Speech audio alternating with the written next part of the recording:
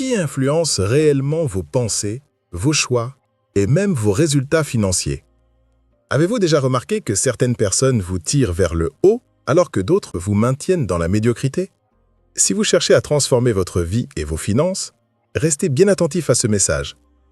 Avant de commencer, je vous invite à vous abonner à cette chaîne, car ici nous explorons des stratégies concrètes pour libérer votre potentiel et créer la vie que vous méritez. 1.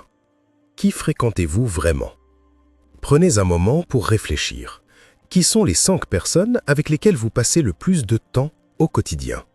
Ces visages, ces voix, ces attitudes façonnent bien plus que vos journées. Ils sculptent vos croyances, orientent vos choix et finissent par influencer directement vos résultats, y compris votre compte bancaire. Cette vérité est parfois difficile à accepter, car elle implique que nous ne sommes pas totalement maîtres de nos pensées. Nous sommes le produit des environnements que nous tolérons ou que nous choisissons. Jim Rohn, grand mentor du développement personnel, disait « Vous êtes la moyenne des 5 personnes que vous fréquentez le plus ». Cette phrase, simple mais percutante, contient une sagesse profonde. Si vos 5 personnes principales sont ambitieuses, disciplinées et visionnaires, vous aurez tendance à vous hisser à leur niveau. Mais si elles sont désorganisées, pessimistes et sans direction claire, il y a de fortes chances que vous soyez aspiré dans ce même schéma. Votre entourage agit comme une force gravitationnelle qui tire vos comportements dans une direction donnée. Observez vos conversations. Parlez-vous d'opportunités, de projets et de solutions, ou bien de problèmes, de plaintes et de critiques? Les discussions quotidiennes sont un indicateur clair de la mentalité de votre cercle. Des personnes qui parlent constamment d'argent, de croissance et d'idées créatives alimentent en vous une dynamique constructive. À l'inverse, celles qui se limitent à des jugements, des ragots ou des excuses sèment en vous une graine de stagnation. Petit à petit, vous absorbez ces états d'esprit sans vous en rendre compte. Il ne s'agit pas seulement d'une question d'énergie ou de conversation, mais aussi de comportements concrets. Si vos proches se couchent tard, mangent mal et gaspillent leur temps, il est probable que vous reproduisiez ces habitudes, même inconsciemment. Mais si vous fréquentez des individus qui lisent chaque jour, qui se fixent des objectifs clairs, qui prennent soin de leur santé et qui cherchent à progresser, vous allez naturellement copier ces modèles. L'être humain est programmé pour imiter son environnement social, c'est ainsi que nous apprenons et évoluons. Un autre aspect crucial est la tolérance aux standards. Chaque cercle définit un niveau normal de réussite, d'effort ou de confort. Si dans votre entourage, gagner juste assez pour survivre est considéré comme acceptable, vous aurez tendance à vous en contenter. Mais si dans votre réseau, atteindre l'excellence et viser haut est perçu comme la norme, alors votre esprit sera poussé à faire de même. En réalité, nous ne dépassons presque jamais les standards de notre environnement. Nous les épousons. Il existe une idée fausse que l'on doit rester fidèle à toutes ces relations, même si elles nous tirent vers le bas. Mais rester dans un cercle médiocre par loyauté peut vous coûter cher, parfois des années de votre vie. Il ne s'agit pas d'abandonner vos amis ou votre famille, mais de comprendre que vous devez équilibrer votre temps. Vous pouvez continuer à aimer certains proches tout en choisissant délibérément de passer davantage de temps avec des personnes qui élèvent vos standards et qui nourrissent vos ambitions. Ce constat n'est pas un jugement, c'est une loi naturelle. Imaginez une plante placée dans une terre pauvre, privée de soleil et d'eau. Peu importe son potentiel génétique, elle ne pourra jamais fleurir. Mais placez la même graine dans une terre riche, arrosée régulièrement et exposée à la lumière, elle donnera son plein potentiel. Vous êtes cette graine, votre environnement social et votre terre. Si votre cercle actuel ne nourrit pas votre ambition, il est temps de trouver une nouvelle terre où vous planter. Un signe révélateur de la qualité de vos relations est la manière dont vous vous sentez après avoir passé du temps avec quelqu'un. Êtes-vous rempli d'énergie, d'inspiration et de motivation, ou bien vidé, fatigué et rempli de doutes? Le corps et l'esprit savent reconnaître si une relation vous construit ou vous détruit. Écoutez ce signal. Si chaque interaction avec votre cercle actuel vous alourdit, posez-vous la question: est-ce vraiment le groupe qui mérite d'influencer mon avenir? Réfléchissez aussi à la diversité de vos fréquentations.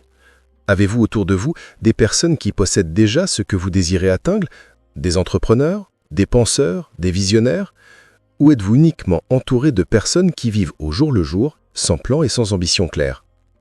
La qualité de vos modèles est essentielle, car tôt ou tard, vous deviendrez semblable à ceux que vous admirez ou que vous côtoyez le plus. Enfin, prenez conscience que vos fréquentations déterminent votre futur financier.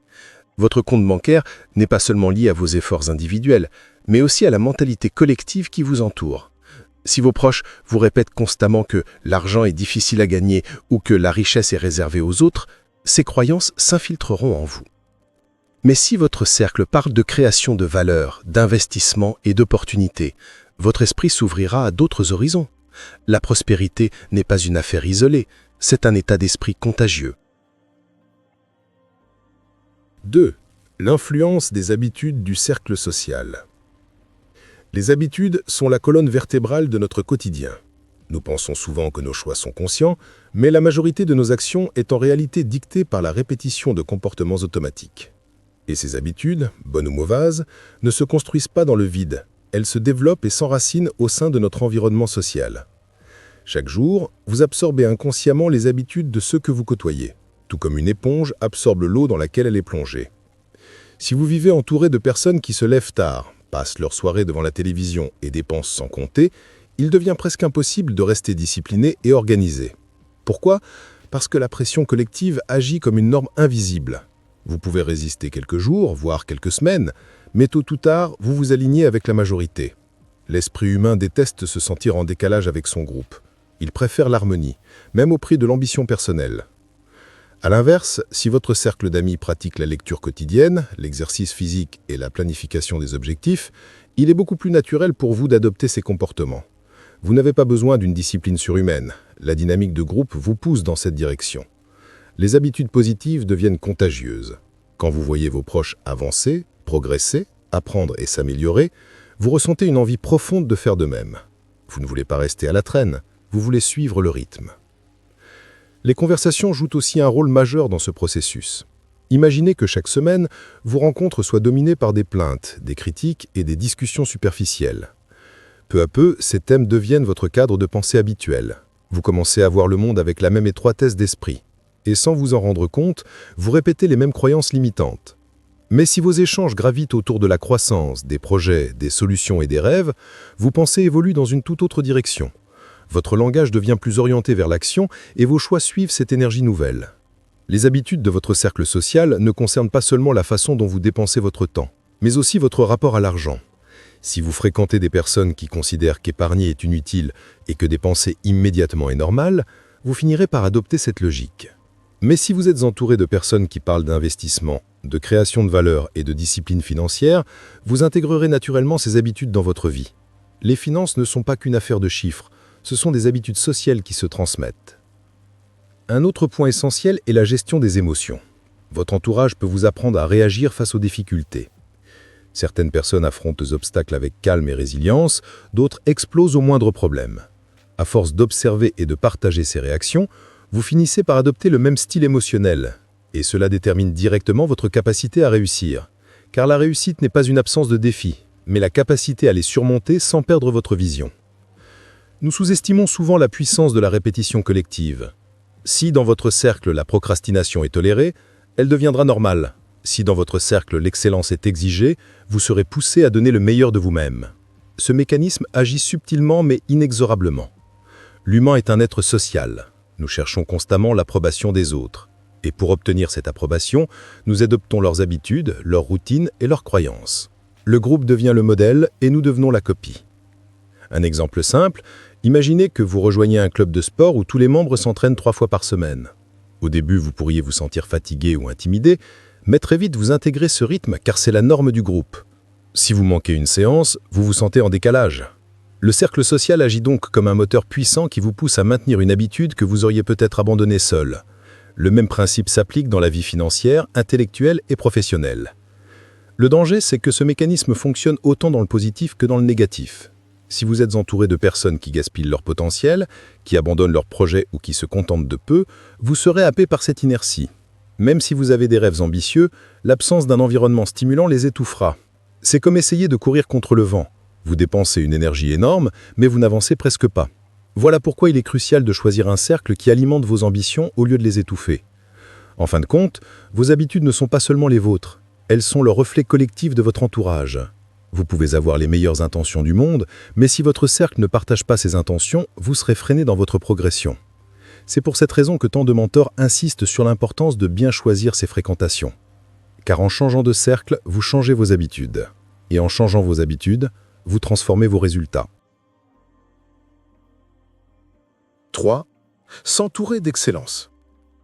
S'entourer d'excellence ne signifie pas seulement chercher à côtoyer des personnes célèbres ou riches. L'excellence est avant tout une attitude, une façon de penser et d'agir qui reflète la discipline, l'ambition et la volonté d'aller plus loin. Quand vous vous engagez à vous entourer d'excellence, vous décidez consciemment de créer un environnement où la médiocrité n'a pas de place, où chaque interaction devient une source d'inspiration et de croissance. Il faut comprendre que l'être humain est comme une antenne. Il capte et amplifie les signaux qui l'entourent. Si vous fréquentez des individus qui incarnent l'excellence, par leur rigueur, leur vision ou leur persévérance, vous commencez à vibrer à cette même fréquence. Leur énergie vous pousse à vous dépasser, même sans qu'ils aient besoin de vous donner des conseils directs. Leur simple présence devient une norme implicite qui élève vos standards personnels. L'excellence se manifeste souvent dans les détails. Une personne excellente n'accepte pas l'à peu près. Elle respecte ses engagements, elle prend soin de son corps, elle cherche constamment à s'améliorer, même dans des aspects que d'autres jugeraient insignifiants. Lorsque vous observez ces comportements au quotidien, vous réalisez à quel point vos propres standards peuvent être plus élevés. Vous découvrez que ce que vous considériez comme suffisant n'est en réalité qu'un point de départ. Mais pour s'entourer d'excellence, il faut faire preuve de courage. Car cela suppose parfois de sortir de sa zone de confort, de quitter un cercle d'amitié ancienne qui ne correspond plus à vos aspirations. Ce n'est pas une trahison, c'est une évolution. Tout comme un arbre doit parfois perdre ses feuilles pour grandir, vous devez accepter de vous éloigner de certaines influences pour laisser la place à d'autres, plus nourrissantes et plus alignées avec vos objectifs. L'excellence attire l'excellence. Si vous montrez une réelle volonté de progresser, de travailler sur vous-même et de produire des résultats, vous attirerez naturellement des personnes qui partagent cette même dynamique. Il est inutile de courir après les autres en quémandant leur attention. Développez votre valeur, et ceux qui incarnent l'excellence viendront à vous. Car dans leur monde, ils recherchent aussi des relations qui élèvent, pas qui freinent. Un moyen efficace de s'entourer d'excellence consiste à rejoindre des communautés sélectives. Cela peut être un club de lecture, un groupe d'entrepreneurs, une organisation caritative ou une formation avancée. Ces espaces rassemblent des individus qui partagent des valeurs de discipline et d'ambition. Chaque rencontre devient alors une opportunité de se confronter à des idées nouvelles, d'apprendre des expériences des autres et de bénéficier d'une émulation collective. L'excellence n'est pas toujours spectaculaire. Elle est parfois discrète.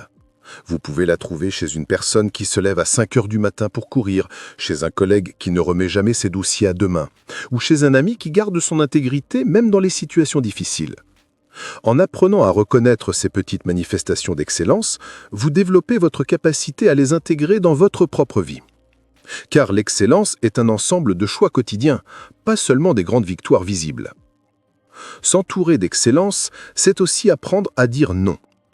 Non aux conversations stériles, non aux habitudes destructives, non aux relations qui consomment votre énergie au lieu de la nourrir. Chaque fois que vous refusez la médiocrité, vous faites de la place pour l'excellence. Il ne s'agit pas de juger les autres, mais de protéger votre avenir. Car le temps passé avec des personnes qui ne partagent pas vos aspirations est du temps volé à vos rêves. Un autre avantage à fréquenter des personnes d'excellence est l'effet miroir. Elle vous oblige à vous regarder avec honnêteté. Quand vous voyez un ami donner 100% dans son projet, vous ne pouvez plus justifier votre paresse. Quand vous observez un collègue persévérer malgré les difficultés, vous réalisez que vos excuses ne tiennent pas. Ces interactions réveillent en vous une vérité que vous auriez peut-être voulu ignorer. Vous êtes capable de plus, beaucoup plus. Enfin, souvenez-vous que l'excellence est un choix conscient. Vous n'avez pas besoin d'attendre des circonstances idéales ou de rencontrer un mentor parfait pour commencer à l'intégrer dans votre vie. Le simple fait de décider aujourd'hui de rechercher des modèles inspirants, de filtrer vos fréquentations et de cultiver des relations qui élèvent est déjà un pas vers un avenir différent. Et lorsque vous bâtissez un cercle où l'excellence est la norme, vous découvrez que votre vie entière, vos finances, vos habitudes, vos résultats commencent à refléter cette nouvelle réalité. 4. Apprendre des mentors comme Jim Rohn. Dans la quête du succès et de l'épanouissement, il existe un raccourci puissant, apprendre des mentors. Les mentors sont ces personnes qui ont parcouru le chemin avant nous, qui ont commis des erreurs, appris des leçons et découvert des principes universels. En se nourrissant de leur expérience, nous économisons des années d'essais et d'erreurs. Au lieu de répéter les mêmes fautes, nous avançons plus rapidement, guidés par leur sagesse. Jim Rohn, par exemple, est l'un de ces mentors dont les enseignements ont transformé des millions de vies. Jim Rohn insistait toujours sur un point fondamental. Pour que votre vie change, vous devez d'abord changer vous-même. Ses conférences, ses livres et ses séminaires rappellent inlassablement que la discipline personnelle, l'attitude mentale et le choix des fréquentations déterminent notre avenir. En apprenant de lui, nous ne recevons pas seulement des idées, mais une véritable philosophie de vie. C'est pourquoi s'exposer régulièrement à de tels enseignements est une nécessité pour quiconque veut élever sa vision et ses résultats. Un mentor ne nous donne pas forcément des réponses toutes faites, mais il nous transmet une manière différente de penser. Jim Rohn disait « Ne souhaitez pas que ce soit plus facile, souhaitez devenir meilleur ». Cette phrase, répétée des milliers de fois, change radicalement notre perception des défis. Au lieu de chercher des raccourcis ou de nous plaindre, nous comprenons que le véritable pouvoir réside dans notre transformation intérieure. Voilà ce que fait un mentor. Il change notre perspective et par conséquent nos actions. Le rôle d'un mentor ne se limite pas à inspirer, il structure aussi notre apprentissage. Quand nous écoutons Jim Rohn parler de la gestion du temps, de l'importance de la lecture quotidienne ou de l'art de se fixer des objectifs, nous obtenons une carte précise du chemin à suivre. Cette clarté est précieuse, car dans un monde saturé d'informations contradictoires, la voix d'un mentor agit comme un phare qui nous oriente. Il ne s'agit pas de suivre aveuglément, mais d'apprendre à filtrer et à appliquer avec discernement. Un autre avantage d'apprendre d'un mentor est la transmission de mentalités rares. Jim Rohn rappelait souvent que l'argent n'est pas le problème, mais que la véritable question est « Qui devenez-vous en poursuivant vos objectifs ?» Cette idée renverse la logique commune. Là où la majorité se concentre sur le gain matériel, un mentor nous enseigne que la croissance personnelle précède la croissance financière. Ce type de mentalité ne se développe pas seul, il faut être exposé à des personnes qui pensent différemment. Pour bénéficier pleinement d'un mentor, il n'est pas nécessaire de le connaître personnellement. Beaucoup de personnes transforment leur vie simplement en lisant les livres de Jim Rohn, en écoutant ses enregistrements ou en regardant ses séminaires. Grâce aux ressources modernes, nous avons accès aux plus grands esprits du développement personnel, souvent gratuitement. Le véritable obstacle n'est donc pas l'accès, mais notre volonté d'investir du temps et de l'attention pour assimiler ces enseignements. Certains diront que les mentors ne sont pas parfaits, et c'est vrai. Mais ce n'est pas leur perfection qui compte, c'est leur expérience. Un mentor n'est pas un héros sans défaut, c'est un guide qui a déjà affronté les mêmes luttes que nous. Jim Rohn lui-même parlait ouvertement de ses échecs avant de trouver sa voie. En partageant ses erreurs, il nous offrait un miroir réaliste et encourageant. C'est cette honnêteté qui rend les mentors si précieux. Il nous rappelle que la réussite n'est pas un chemin linéaire, mais une succession de chutes et de relèvements.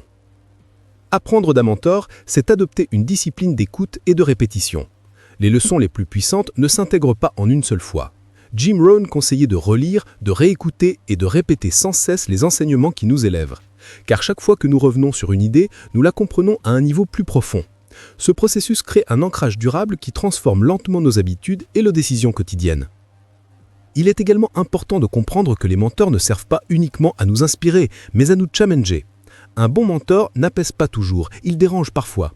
Quand Jim Rohn disait « Votre vie ne s'améliore pas par hasard, elle s'améliore par le changement », il nous mettait face à notre responsabilité.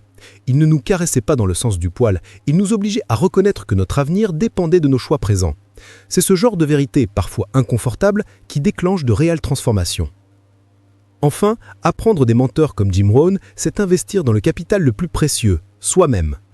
L'argent peut être perdu et retrouvé. Les opportunités peuvent disparaître et reparaître, mais les compétences, les mentalités et la sagesse acquise auprès d'un mentor restent pour toujours. Chaque leçon intégrée devient une ressource intérieure que personne ne peut nous enlever. Et plus nous grandissons en tant qu'individus, plus nous attirons naturellement le succès extérieur. Voilà pourquoi les mentors ne sont pas un luxe, mais une nécessité pour qui veut bâtir une vie d'excellence. 5. Créer son propre réseau de réussite. Créer son propre réseau de réussite, c'est comprendre que l'on ne peut pas gravir les sommets seul. Derrière chaque personne qui a accompli de grandes choses, il existe une communauté de soutien, de collaboration et d'inspiration. Le succès n'est pas uniquement individuel, il est aussi collectif. Quand vous décidez de bâtir un réseau de réussite, vous choisissez de vous entourer de personnes qui partagent vos ambitions, vos valeurs et votre volonté de progresser. Un réseau de réussite ne se compose pas uniquement de personnes déjà accomplies. Il est formé de personnes en chemin, motivées et prêtes à se dépasser.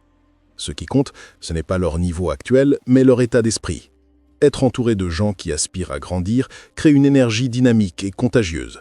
Même si vous n'avez pas encore atteint vos objectifs, le fait d'évoluer dans un groupe où chacun avance vous pousse naturellement à accélérer votre propre progression. Construire un tel réseau demande de l'intention. Il ne suffit pas d'attendre que les bonnes personnes apparaissent par hasard. Il faut aller les chercher, les attirer et les cultiver. Cela signifie participer à des événements, rejoindre des associations, prendre la parole dans des groupes en ligne ou même créer vos propres cercles de discussion. La clé est d'être proactif. Si vous voulez être entouré de personnes ambitieuses, vous devez d'abord montrer que vous l'êtes vous-même. Un aspect essentiel pour bâtir un réseau solide est la réciprocité. Trop de personnes approchent les autres uniquement dans l'espoir de recevoir, mais un véritable réseau de réussite se nourrit de l'échange de valeurs. Posez-vous la question, qu'ai-je à offrir à mon entourage ? Cela peut être une compétence, une information, une connexion ou simplement une écoute sincère. Plus vous apportez, plus vous attirez naturellement des personnes prêtes à vous donner en retour. Dans ce processus, il est aussi important de comprendre que toutes les relations ne sont pas égales. Certaines personnes apportent une énergie qui vous propulse, d'autres vous ralentissent. Construire un réseau de réussite, c'est faire un tri conscient. Ce n'est pas être élitiste, c'est protéger votre futur. Comme un jardinier enlève les mauvaises herbes pour laisser pousser les fleurs, vous devez filtrer les influences négatives pour que votre réseau soit un terrain fertile où vos projets peuvent éclore. Créer un réseau puissant, c'est aussi cultiver la diversité. Trop souvent, nous nous limitons à des cercles qui nous ressemblent. Pourtant, la richesse d'un réseau vient de la variété des perspectives. Un entrepreneur peut apprendre d'un artiste, un sportif peut s'inspirer d'un scientifique, un étudiant peut recevoir des conseils d'un retraité expérimenté. Chaque personne apporte une vision unique qui nous élargit notre compréhension du monde et nous aide à innover. Un réseau de réussite n'est pas seulement un lieu d'apprentissage, c'est aussi un espace de responsabilité. Quand vous partagez vos objectifs avec un groupe engagé, vous créez une pression positive. Vous ne voulez pas décevoir vos pairs, vous voulez être à la hauteur. Cette dynamique transforme vos résolutions en actions concrètes. La discipline individuelle devient plus facile à maintenir quand elle est soutenue par un collectif qui encourage vos progrès. Les mentors jouent aussi un rôle important dans ce réseau. Mais au-delà de chercher des figures établies comme Jim Rohn, vous pouvez également être inspiré par des pairs légèrement plus avancés que vous. Ces personnes qui ont franchi les étapes que vous êtes en train de traverser vous offrent des conseils pratiques et accessibles. Et à votre tour, vous pouvez devenir le mentor de quelqu'un d'autre, créant ainsi une chaîne de transmission et de soutien mutuel. Il faut aussi comprendre que construire un réseau n'est pas un événement ponctuel, mais un processus continu. Les relations se nourrissent dans le temps.